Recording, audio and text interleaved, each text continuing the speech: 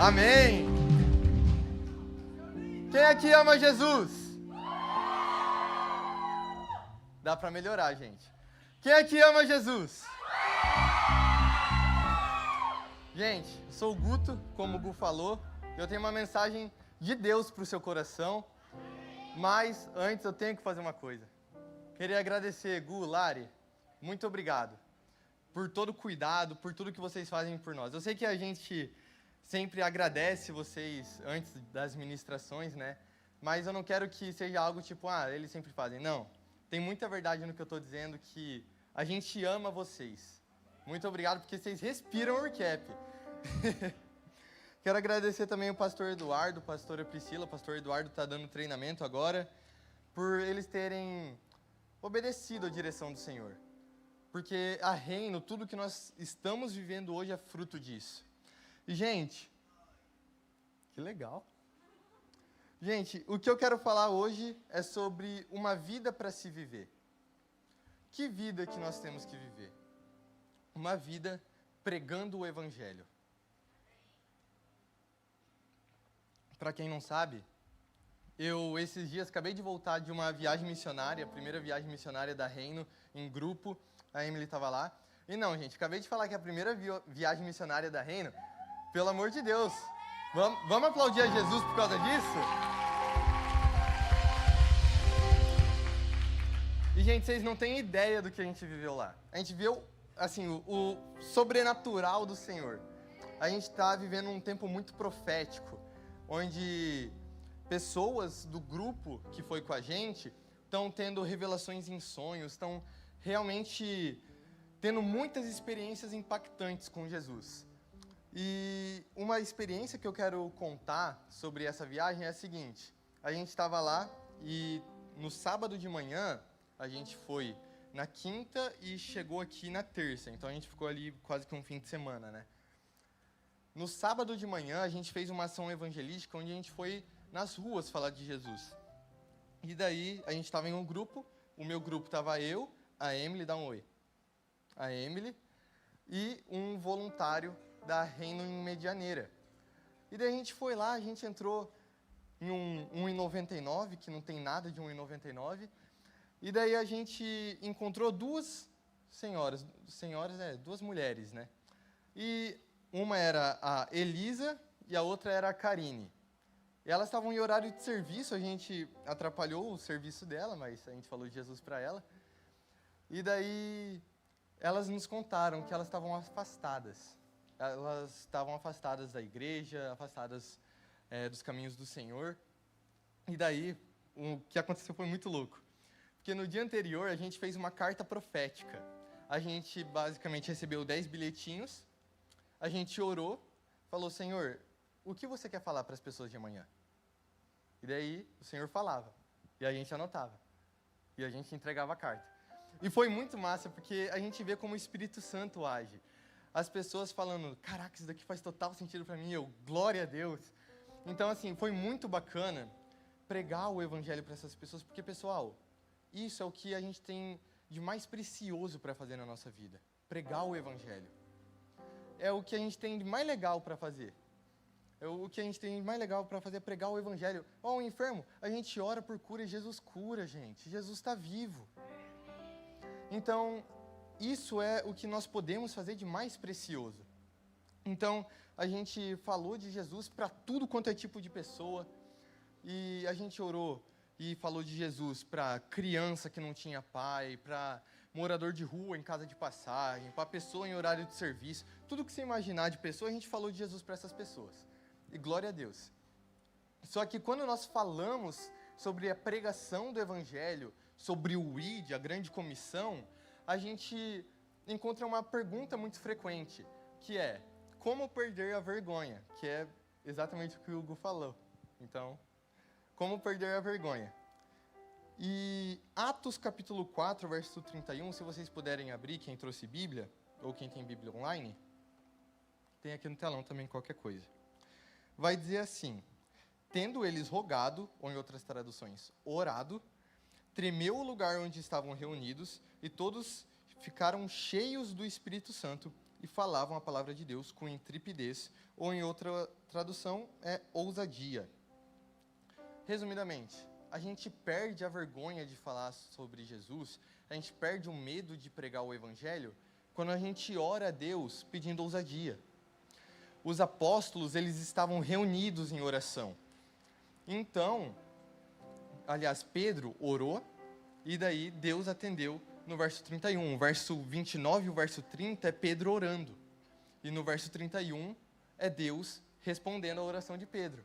Olha que coisa linda.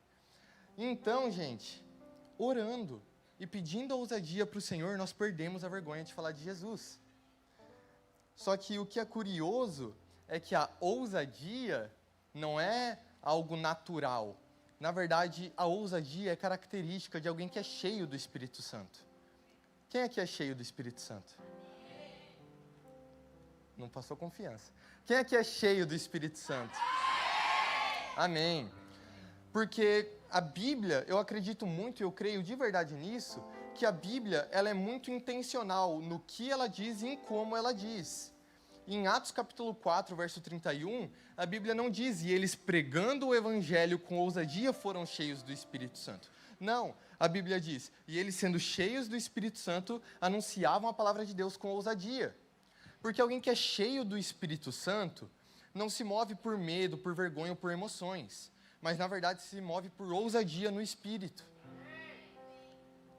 Então a gente precisa ser cheio, gente. A gente precisa pregar o evangelho, porque isso foi confiado a nós. A própria missão da nossa comunidade é Mateus 24:14. E esse evangelho do reino será pregado em todo o mundo, em testemunho a todas as nações, e então virá o fim. Amém? Vou tomar uma água, porque minha boca secou.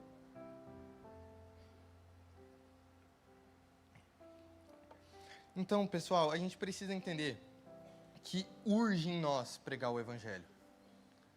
Sabe, a gente está nos últimos tempos. E agora, mais do que nunca, a gente tem que pregar o evangelho.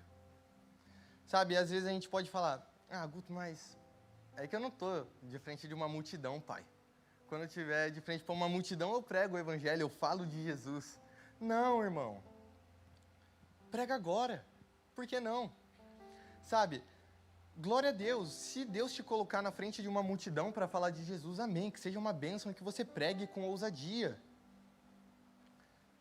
Mas foca em uma pessoa. No seu amigo que senta do seu lado no colégio todo dia. Quando voltar às aulas, fala de Jesus para ele.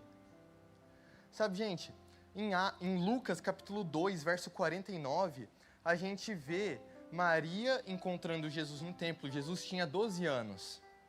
A idade que pode entrar no recap. Olha que coisa linda. Então, Jesus tinha 12 anos e daí ele chega em Maria e ele fala, por que vocês estavam me procurando? Vocês não sabem que me convém tratar dos negócios de meu pai? O pai tem um negócio, mas o filho também tem. Qual que é o negócio de Jesus? O negócio de Jesus são vidas. E sabe o que é mais lindo? Ele nos chama para fazer parte desse negócio. A gente pode fazer parte do negócio de Jesus, pregando o evangelho com ousadia, falando de Jesus, falando sobre esse mesmo amor que nos alcançou. Nós estamos fazendo parte do negócio de Jesus na terra.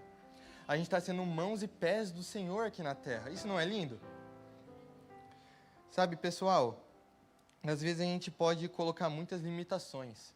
Por exemplo, eu sou adolescente, Guto. Sou muito novo, sabe?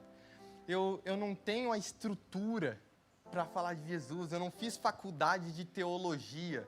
Irmão, você não precisa fazer faculdade de teologia para falar de Jesus. Você precisa crer em Jesus e amar Jesus. É mais simples do que parece. Sabe, pessoal, às vezes a gente fala, mas eu sou muito novo. Só que urge em nós pregar o evangelho. Existe um estudo que diz que os discípulos de Jesus, com exceção de Pedro, eram todos adolescentes. Então, em nome de Jesus, recebe isso no seu coração. Você não é novo demais. Você não nasceu antes do tempo. Você não tem que esperar para pregar sobre Jesus. Você está no tempo certo para ser mãos e pés do Senhor no seu colégio. Você está no tempo certo para ser boca de Deus. em nome de Jesus. Amém? Pessoal, a gente tem que entender, para quem gosta de futebol aqui, vou falar em uma linguagem de futebol assim. A bola tá com a gente. Tá acabando o jogo, tá nos acréscimos. E a gente tem que marcar gol. Quem aqui quer ser artilheiro? Bora marcar gol, irmão. Vamos falar de Jesus. Porque na eternidade, isso é uma coisa que eu tenho muito no meu coração, assim. Na eternidade, não vai ter gente para pregar o evangelho. Na eternidade, não vai ter enfermo para você orar por cura. E é mó legal um enfermo ser curado através da oração. Se você não experimentou isso um dia, experimente, irmão. É assim, sensacional, é muito massa. Porque você vê que não depende de você. E a pessoa está sendo curada porque Jesus está vivo. Às vezes a gente pode pensar que servir aqui já está bastante assim. E realmente para algumas pessoas estão. Só que existem aqueles que querem dar um passo a mais.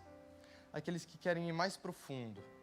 E esses são os que carregam e proclamam o evangelho aonde quer que eles passem. As pessoas precisam conhecer o Jesus que você conhece. As pessoas precisam ouvir do evangelho que você ouviu. Porque hoje em dia a gente percebe, é só você olhar a internet.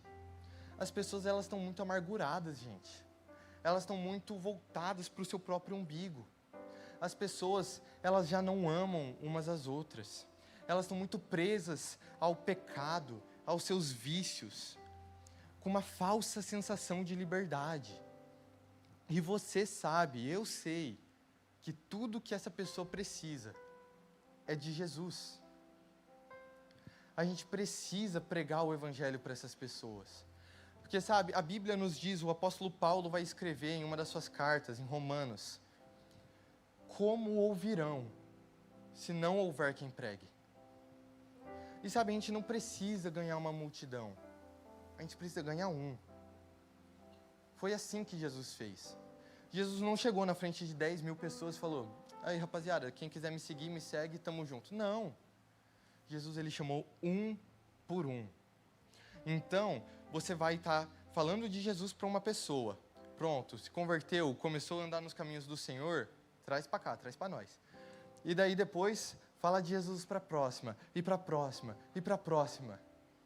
E no fim do ano, faz a conta de quantas pessoas para Jesus você vai ter ganho. Sabe, pessoal, às vezes a gente quer ganhar uma multidão quando Deus está pedindo para a gente ganhar uma pessoa.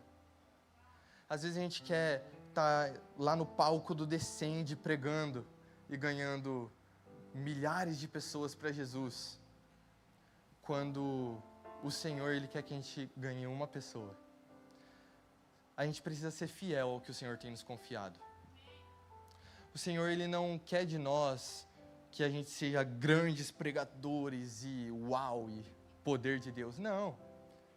Jesus quer que a gente tenha um coração fiel ao que ele tem nos pedido.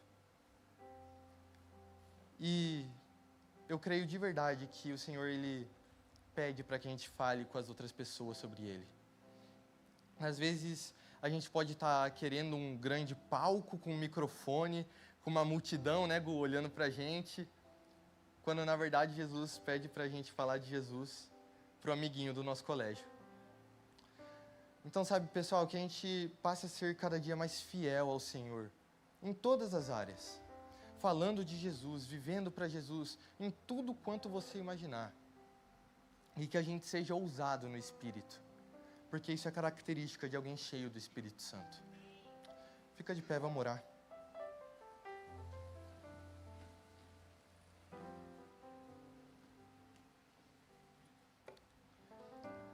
Jesus, eu te agradeço, Pai, por mais um dia de vida, Senhor. Em nome de Jesus, Espírito Santo, eu te agradeço por cada um que está ouvindo essa mensagem, Jesus. Pai, eu oro em nome de Cristo Jesus para que o Senhor encha cada um do Teu Espírito Santo, Senhor. Em nome de Jesus eu oro para que o Senhor deposite sobre cada um deles, Senhor, uma porção nova de ousadia e autoridade, Jesus. Em nome de Jesus, Pai, que eles percam a vergonha de falar do Teu nome e que, na verdade, Senhor, eles sejam cada dia mais apaixonados pela Sua palavra. Que eles sejam cada dia mais apaixonados pelo Senhor, ao ponto de que eles são transformados. E mesmo sem ter que falar nada, as pessoas já veem Jesus neles, Senhor. Em nome de Jesus, Espírito Santo, eu oro para que o Senhor leve eles a um novo nível no Senhor, Pai. Eu oro para que o Senhor deposite uma unção fresca sobre a cabeça de cada um, Senhor. Em nome de Jesus, eu oro, Pai, para que eles sejam ousados no Espírito, que eles não sejam, Jesus, movidos por emoções, por medo, por vergonha, mas sim pelo Teu Espírito Santo, Senhor. Em nome de Jesus é o que nós oramos e Te agradecemos, Senhor. Em nome de Jesus, amém. Quero fazer uma outra oração. Caso você tenha chegado aqui, pode ser através do convite de uma pessoa, e você não conhece muito sobre Jesus. Se você não conhece muito sobre essa pessoa, sobre esse Deus que eu estou falando, mas você sentiu uma vibe boa aqui, você sentiu uma vibe que a gente chama de a presença de Deus. Se você quer ter um encontro com esse Jesus que eu falo, que transformou a minha vida e pode transformar a sua, se você já não se vê como antes, e agora você percebe que algo em você não está certo, que às vezes você está muito voltado para o seu umbigo, que você não conhece realmente esse Jesus, mas tem vontade de conhecer, quero que você levante a sua mão que eu quero orar por você. Amém, glória a Deus, gente, Deus abençoe. Amém, glória a Jesus. Vocês podem repetir a oração que eu vou fazer? Falem assim: Jesus, hoje eu te agradeço por mais um dia de vida.